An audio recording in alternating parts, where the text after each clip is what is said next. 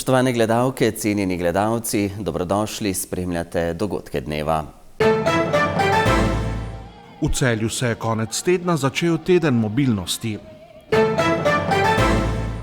55. most je obiskalo 65.000 obiskovalcev. Franc Kralj je novi častni občan Braslovč. Knjiga Šepet metulja, uvod v istoimenski film. Rogaška v Kidričevem do prve zmage, Celjani remizirali v Kopru.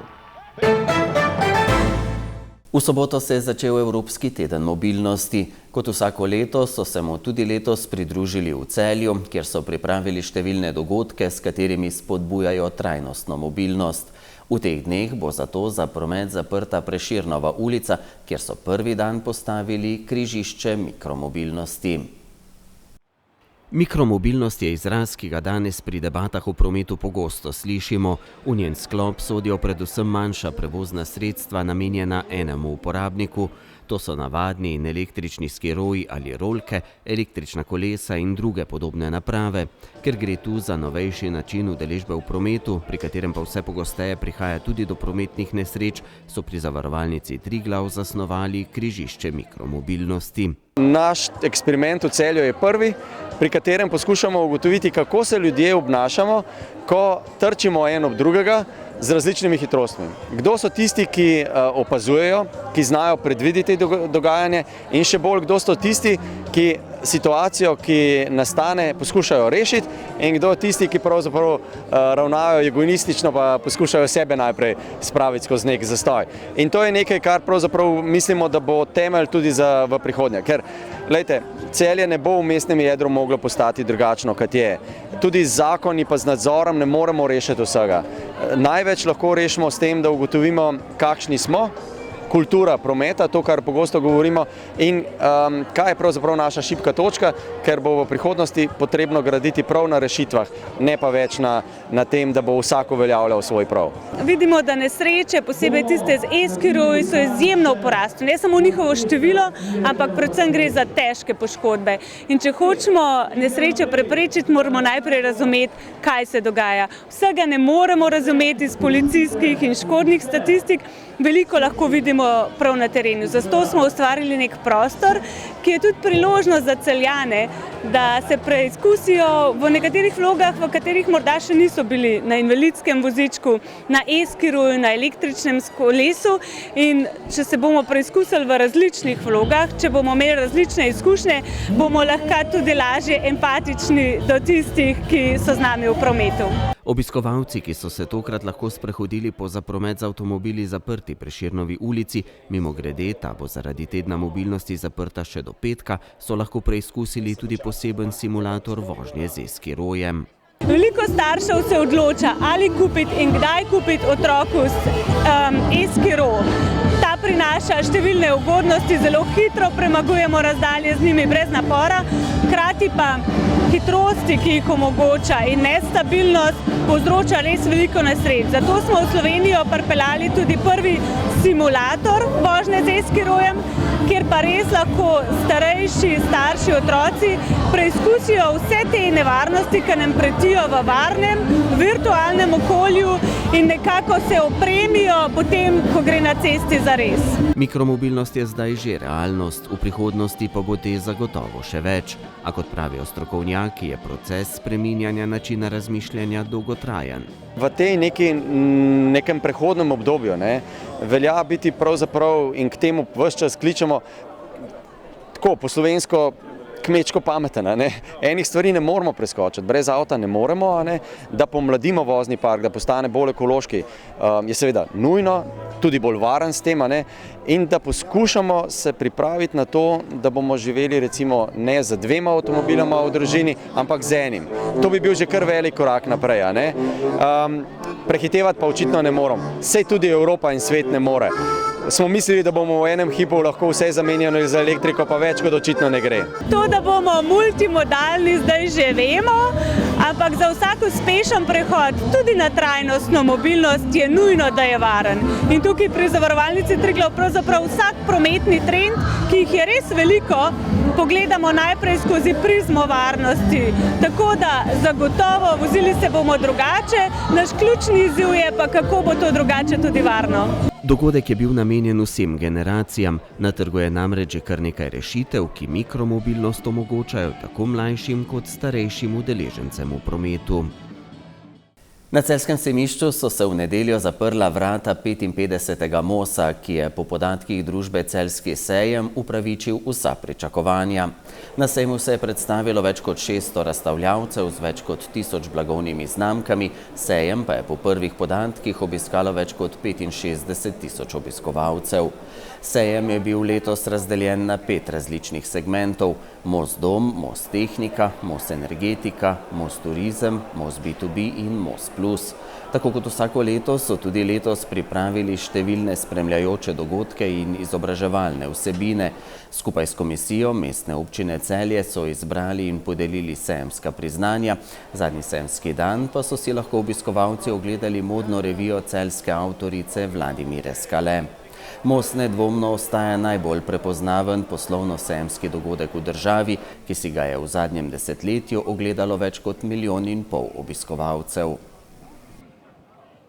V občini Braslovče je praznovanje tamkajšnjega občinskega praznika svoj vrhunec doživelo na slavnostni seji občinskega sveta, na kateri je braslovški župan Tomaž Žohar podelil letošnja občinska priznanja. Naziv častni občan je prejel Franc Kralj, ki je že več kot 3 desetletja izjemno aktiven pri obnovi gradu Žovnek. V Braslovškem kulturnem domu je minuli petek potekala slavnostna seja občinskega sveta občine Braslovče, kjer so najzaslužnejšim občanom podelili najvišja občinska priznanja. Župan Tomaž Žohar je v nagovoru izpostavil tudi minule poplave, ki so občino Braslovče močno prizadele. Jaz bom v tem mestu rekel o občinskem prazniku naše čudovite občine Braslovče, da sem neizmerno hvaležen vsem gasilkam, gasilcem, vsem prostovoljcem, ki jih je bilo ogromno. Predvsem pa tudi ostalim društvom, ki so tako in drugače pomagali v preteklem dobrem mesecu dni, vsem, ki so bili pomoči potrebni. To je nekaj, kar se ne da opisati s hvaležnostjo, izraziti, odprta srca. Vsak je po svoji moči pomagal veliko in to je nekaj neprecenljivega. In tudi po dobrem mesecu dni so ljudje še vedno na robu, da tako rečem, velikih izzivov. Pomembno je to, da jih ne pustimo same, da bomo vedno jim stali ob strani in da jim tudi sedaj pomagamo in tako bo tudi v prihodnje. Že 25 let bije srce občine Braslovče je bilo večkrat izpostavljeno na prireditvi, kjer so podelili 9 županovih priznanj. Za nesebično in junaško posredovanje v poplavah so jih prejela prostovoljna gasilska društva Braslovče, Dobrovlje, Gomilsko, Grajska vas, Letuš, Parižlje, Topolje in Trnava. Za hitro in nesebično pomoč občanom ob poplavah pa tudi Osnovna šola Braslovče in Društvo podeželske mladine Spodnje Savinjske doline. Za učinkovito organizacijo in vodenje intervencij o poplavah je županovo priznanje prejel tudi štab civilne zaščite občine Braslovče. Prejeto županovo priznanje pomeni za nas dokaz, da smo v razmerah, v katerih smo se našli, odigrali pomembno vlogo, da so naše občanke in občani prejeli z naše strani, kar se da, vso pomoč, vso potrebno pomoč, vse, kar smo lahko zagotovili, zorganizirali, da je pač se izšlo iz te krize, ki nas je doletela v čim boljšem možnem scenariju. Naziv častni občan je prejel Franc Kralj, ki ga nekateri poznajo kot učitelja, drugi kot športnega delavca, tretji kot sovaščana, večina pa zagotovo kot poznavalca zgodovine in dolgoletno gonilno silo obnove gradu Žovnek.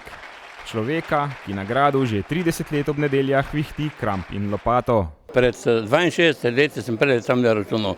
Sem začel delati za druge in nisem nikoli pričakoval nobenih priznanj. In sem jih tudi zavračal vsa priznanja. Edino priznanje, ki sem ga z veseljem sprejel, je bilo priznanje predsednika Jugoslavije maršala Tita. Njega sem dobil, to je bilo edino, ostalo sem rekel, jaz delam, živim v kraju in ne želim ničesar, jaz bom svoj prispevek za kraj dal, fizično in umsko tudi, ko sem napisal več kot 10 knjig na to temo. No in to mora vsak nekaj narediti, ne. Zdaj, če so ti smatrali, da za to zaslužim častno občanstvo, v redu, se ga sprejmem. Kljub vsem izzivom, ki jih je imela občina Braslovče v preteklem letu, so po besedah župana naredili ogromno. Osrednja glasbena gosta na prireditvi sta bila Primorca, Tinkara Kovač in Boštjan Pertinač.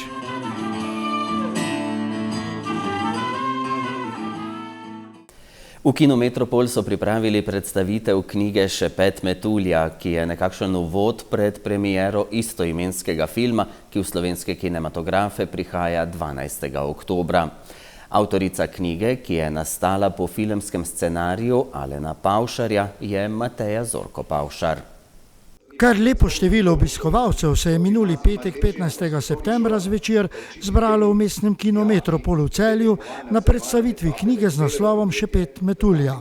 Pa kako ne bi, saj je že kar nekaj časa precej govora o istoimenskem mladinskem filmu, ki so ga ustvarili celjski ustvarjalci po scenariju in v režiji Alena Pavšarja, ki se je pred leti že proslavil z mladinskim filmom Vloga za Emo in ki v prvi polovici oktobra prihaja na filmska platna. Knjigo je Mateja Zorko Pavšar, soproga režiserja Alena Pavšarja, napisala na pobudo in po navdihu Francija Pliberška, direktorja podjetja Mik Celje, ki je tudi izdajatelj knjige in sponzor filma. Mateja Zorko Pavšar je tako napisala, lahko rečemo, kar krajši roman, ki je, kot so zapisali v spremni besedi, čarobno literarno delo, ki daje bolj poglobljen uvid v delovanje, razmišljanje in čutenje otrok in mladostnikov s spektrom avtistične motnje. Zanimiva posebnost, pravzaprav kar redkost pa je, da je Mateja Zorko Pavšar knjigo napisala po filmskem scenariju, ki običajno nastajajo po že napisanih romanih. Ja, midva z Alenom pač delava včasih stvari malo kontra, malo drugače, ampak ne, v resnici je prišlo do te ideje spontano ali pa tudi ne, na pobudo Francija Pliberška, direktorja podjetja Mik, ki je seveda naš velik podpornik tudi filma. On je bil tisti, ki je rekel: Matej, ampak zdaj moraš pa napisati še knjigo. In o tem sva se pogovarjala, ko sva se peljala enkrat na eno snemanje. Imela sem nekaj zadržkov, ker vemo, da pisanje knjige ni tako preprosto, da se enostavno odločiš in nastane, ampak vendarle je ta njegova ideja v meni zorela. Čutim do njega tudi ogromno odgovornost, da kadar mi on naloži neki izziv, ga moram izpolniti. Ne vem, zakaj tako je od prvega dne, ko sva se spoznala pred 20 leti, še danes je tako in Franci pred mene ves čas postavlja neke nove izzive. In sem vesela, da mu tudi dovolim, da mi jih in mu prisluhnem. Se mi zdi, da potem vedno nekako vsi zmagamo. Knjiga je pretresljiva povest o avtistu in njegovi poti skozi šolanje. Antropolog Celjan dr. Dan Podjetje v knjigi med drugim zapisal, navajam: knjiga izvrstno prikaže, kako je šola kokon, iz katerega prileze metulj, ki lahko ustvari vihar, če zamahne v pravem trenutku. Namesto, da se mlademu človeku polomi krila, še preden se izvije na plan, lahko prav v šoli dobi zagonski veter, da se dvigne visoko v nebo. Konec navedka. In kaj je bilo avtorici osnovni motiv pri pisanju in njeno osnovno sporočilo bralcev? Najbolj si želim, da bi tisti, ki bi knjigo prebrali, videli, kaj je prav in kaj je narobe, da bi se zamislili morda nad svojimi besedami, dejanji, če so bili do drugega krivični ali ga niso razumeli, podprli, da bi se pač zamislili in spremenili svoja vedenja. To se mi zdi, da bi bila seveda največja zmaga. Hkrati je pa drugi krog bralcev, ki pa imajo morda neke težave, se jim zdi, da so drugačni, da so ranljivejša skupina, da najdejo v tem tolažbo, v tej knjigi in da vidijo, da niso edini, da ni z njimi vse narobe, da v resnici so čisto okej takšni, kot so in da so v resnici edinstveni. Na petkovi predstavitvi knjige so poleg avtorice Mateje Zorko Pavšar sodelovali še direktor podjetja Mik Celje Franci Pliberšek, režiser filma Alen Pavšar ter strokovnjakinja in terapevtka za delo z otroki z avtizmom Sabina Zavšek-Korošec, ki je napisala tudi uvodnik v knjigi. Pogovor pa je vodila Ana Praznik, ena od protagonistov v filmu Šepet Metulja. O prvih vtisih po predstavitvi pa avtorica Mateja Zorko Pavšar. V bistvu si najbolj želim nekih povratnih informacij prvih bralcev. Zdaj so seveda eni knjigo kupili, ker so moji prijatelji za neko spodbudo, kar se mi zdi super, da se podpiramo drug drugega. Me pa zanima, kaj bodo rekli neodvisni bralci. Tako da zaenkrat je pač knjiga šla v svet, bomo videli, kaj bo. Pod založnika knjige V lični trdi vezavi se je, kot rečeno, podpisal Mik Celje, ki je tudi sponzor filma. Lektorstvo je delo Eve Štraus, Anglos d.o.o., fotografije je prispeval Matic Holobar, oblikovanje, obdelava slik in postavitev je delo Andreja Koželja, knjigo pa so v 5500 izvodih natisnili pri grafiki Gracer v Celju, ki je prav tako sponzor knjige in filma. Šepet Metulja pa distribuira založba Primus Brežice, kjer jo je moč tudi naročiti. Kmalu pa bo tudi na policah v knjigarnah. Več v knjigi Šepet Metulja Mateje Zorko Pavšar in njeni predstavitvi pa v reportaži od eni od naslednjih oddaj Minute za kulturo na televiziji Celje.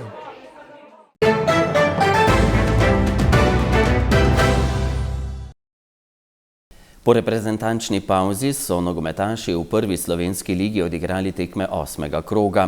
Celjani so na gostovanju v Kopru z gostitelji remizirali z izidom 1:1. Do prve zmage v sezoni pa so prišli nogometaši Rogaške, ki so v Kidričevem z 2:1 premagali Aluminij. Nogometaši Rogaške so v Kidričevem dosegli prvo zmago v letošnji sezoni. Slatinčani so srečanje odlično začeli in povedli že v drugi minuti, ko je domačega vratarja Pridgarja premagal Vice Miljanič. V 14. minuti so varovanci Oskarja Drobneta vodili že z 2:0. Dobro podajo Žana Benedičiča je izkoristil Nejc Gradišar. V nadaljevanju so več pokazali tudi gostitelji, ki so v 76. minuti prek rezervista Daniela Skibe izid znižali na 1:2. Do popolnega preobrata pa jim v zadnji četrtini tekme ni uspelo priti. Končno smo prvi zadeli. Za nas čisto druga tekma. Do zdaj smo vedno bili mi tisti, ki smo prejeli prvi zadetek. Vrnitev Gradišarja, Flisa v ekipo nam dosti pomeni, ker to je le del hrbtenice. Tudi danes se je to videlo. Zadovoljni, seveda hitro vodstvo ob zadeti 11 metrov, ki bi lahko tekmo rešili že v prvem polčasu. Nismo. Drugi polčas pa pri rezultatu 2:0, normalno, da mi ne bomo šli z grlom v jagode. Odpirali so se nam prostori, imeli smo dovolj situacij, zadovoljen sem s prehodi. Nezadovoljen potem z reakcijami v zadnji četrtini igrišča, ker moramo zabiti tretji gol. Edino večjo napako, ki smo jo postorili danes, smo pa prejeli zadetek, ampak smo zopet ostali mirni, čvrsti v duelu, čvrsti na žogi in brez nekih pretresov pripeljali tekmo do kraja zasluženo. Rogaška bo naslednji konec tedna odigrala prvo tekmo na prenovljenem domačem stadionu. Njihov tekmec bo murskosoboška Mura. Ja, sigurno bo čudno, ker ne bo avtobusa. Ne vem, mogoče se bomo dobili celo v Celju, pa šli z avtobusom na tekmo, ko smo zdaj navajeni skozi gostovati.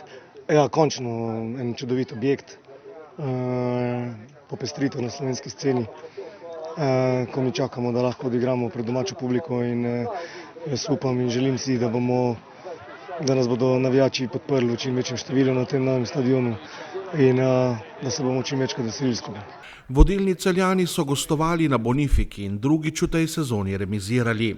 V prvem polčasu so imeli absolutno terensko premoč, ki so jo kronali v 16. minuti, ko je svoj prvenec v celjskem dresu dosegel 31-letni Hrvat Mario Kvesić. V nadaljevanju so nekoliko več pokazali tudi gostitelji, ki se jim je trud poplačal v 88. minuti, ko je Osudži po podaji z desne strani spretno reagiral v celjskem kazenskem prostoru. The football is so simple that we have these feelings now after the game because we conceded the goal on 88. The 3 point was on our side, but we conceded. Nogomet je zelo enostaven. Dobili smo gol v 88. minuti in izgubili vse 3 točke. Igralcem vedno govorim, da moramo vedno igrati, kot da je izid 0-0 in skušati doseči prvi, nato drugi, nato tretji gol. Imeli smo veliko priložnosti, a nismo zadeli. Nisem nezadovoljen z našo igro. Glede na stanje igrišča nismo igrali slabo. Igralcem sem zaradi dobre igre dal 2 dneva prosto. Igrali so dobro, igrali so žogo in si ustvarjali priložnosti. Pogrešali smo le več zadetkov. Zame rezultat ni najpomembnejši. Pomembna je igra v vseh 90 minutah. Po mojem mnenju je bila razlika med Celjem in Koprom v tehničnem in taktičnem smislu danes ogromna, tako da nisem prav nič zaskrbljen. It's a big difference between Celje and Koper at the level of technique and tactic, so I'm not worried. Pa res je, da so grenak preokus, ker celo tekmo vodiš v bistvu, potem pa v zadnjih minutah primeš gol. Ne vem, mislim, da je bil plod neke pad koncentracije in nažalost smo prejeli zadetek. Pa ne vem, mislim, da je tudi bilo zelo težko igrišče, da smo nekako težko razvili naš slog igre. Je pa res, da bi mogoče mogli še bolj iskati drug zadetek, da bi potem nekako to tekmo dokončali. Potem pa seveda v zadnjih minutah se je Koper to dvignil, ustvaril neke priložnosti in ne vem, na koncu tudi točka za oba. Celjani ostajajo edino neporaženo moštvo letošnjega prvenstva. V naslednjih 2 krogih pa bodo 2-krat igrali doma. Njihova tekmeca bosta Radomlje in Aluminij.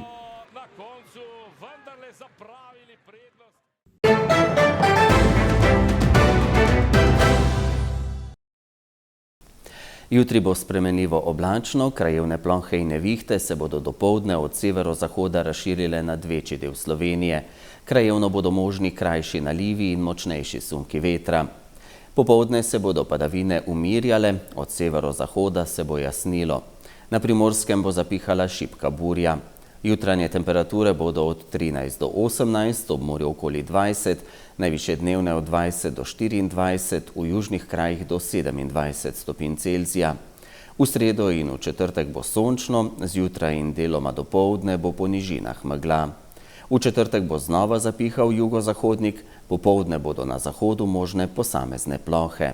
Precej toplo bo. Spremljali ste dogodke dneva na televiziji Celje. Prijeten večer in nasvidenje.